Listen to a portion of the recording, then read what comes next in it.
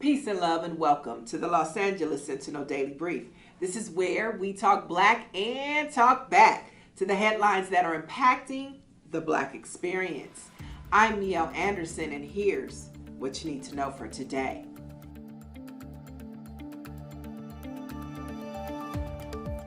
In 2020, many corporations pledged financial commitments to the black community after George Floyd was murdered by a Minneapolis police officer. Over $50 billion was pledged for racial justice. From Nike to Pepsi, companies said they were committed to helping heal the racial disparities and lack of equity the black community has experienced in this country. Now, $50 billion was supposed to be donated to civil rights organizations, invested in communities of color, and put towards overhauling internal recruiting and training, according to the Financial Times. Here to discuss how Microsoft is staying committed to their pledge is Darrell Booker. He's the corporate affairs specialist heading up Microsoft's nonprofit tech acceleration for African American communities. Welcome, Darrell. Thank you. Glad that you are here. Let's start with 2020. Talk to us about Microsoft's pledge after the death or murder of George Floyd.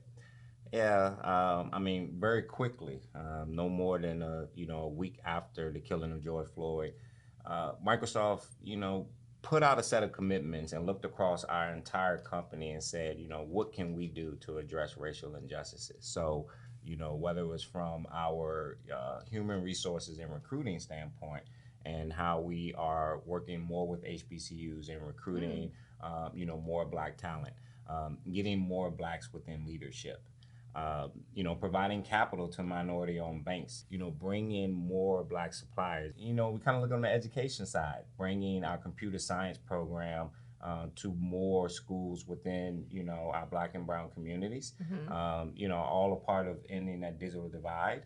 Our justice reform team, working on things such as police diversion and working on prosecutor education. And then there's a program that, I lead with my team, which is really focused on tech acceleration within our nonprofit communities. All right. So why are you so passionate about being in the position that you're in the aftermath of what happened in 2020? I'm passionate about it because, I'm really proud that Microsoft is in a position to offer something other than here's some money. And we actually have some tangible things that if you think about our mission to empower every person or organization on the planet to achieve more. And that's exactly what our technology can do. So when we look at, some of the disparities across this country and we look at our black community and how we can improve their lives, technology plays an unbelievable role. Now, with all that being said, we're really excited to have Microsoft a part of this year's Taste of Soul for the inaugural Digital World. Yes. So talk to us a little bit about what our Taste of Soul Festival attendees can have in store for them for Digital World. Like I just said, tech is at the center of everything. So, for them to come and experience, virtual and augmented reality within Digital World, that's going to be really key. Shout out to Tech Lamert. Tech Lamert, yes, thank you, Tech Lamert.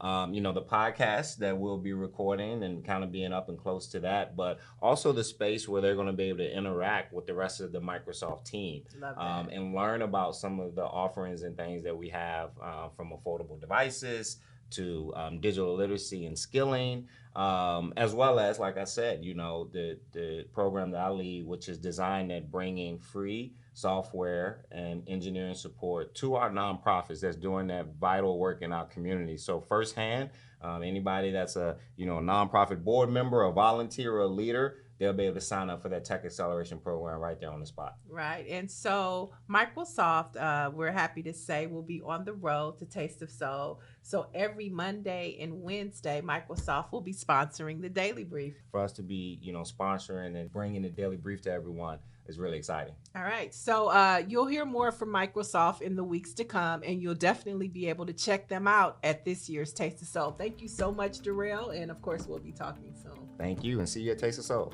Now, for the latest in Black news and Taste of Soul information, you want to visit lasentinel.net.